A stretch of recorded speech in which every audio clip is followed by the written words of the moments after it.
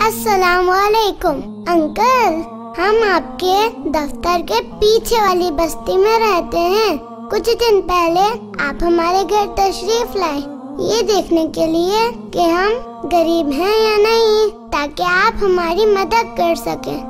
कुछ दिन बाद आप 5 लोगों के हमरा हमारे घर आए, हमें राशन दिया, अम्मी, मेरे और भाई के लिए ईद के जोड़े दिए, तस्वीर बनवाई और चले गए। अंकल, आपको मालूम है, जब मैं 4 साल की थी तो मेरे बाबा अल्लाह को प्यारे हो गए। बाबा के जाने के बाद दादी ने अम्मी को मार के घर से निकाल दिया। हम दर बदर की ठोकरें खाते रहे। अम्मी लोगों के घरों के बर्तन साफ करती, जो पैसे मिलते हैं उससे हम अपना पेट भरते हैं। अम्मी का पेट तो अमीर लोगों की गालियाँ सुन के ही भर जाता था, जिनके घरों में वो काम करते थे।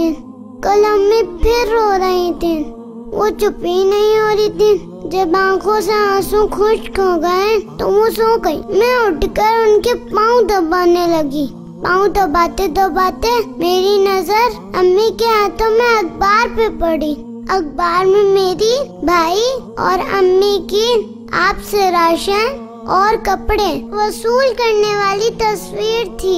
मैं समझ गई अम्मी क्यों रो रही थी। पिछले साल भी ऐसा ही हुआ था।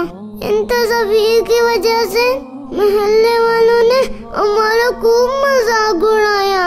जब हम कपड़े पहनकर बाहर खेलने गए तो हमें भिखारी भिखारी कहकर तंग किया जा रहा था।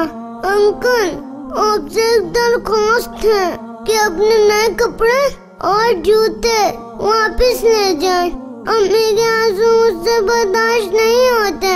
आपसे एक और दरख्वास्त है कि किसी गरीब की मदद किया करें तो उसकी तस्वीर अखबार में ना दिया करें। इसके बाद उसे जो तकलीफ होती है उसका आपको अंदाजा नहीं है। अल्लाह ताला हमें नेकियां छुपाने और गरीब की इज्जत नफ्स का ख्याल रखते हुए उसकी मदद करने की तौफीक अता फरमाए। अंकल, ये जरूर पहना है।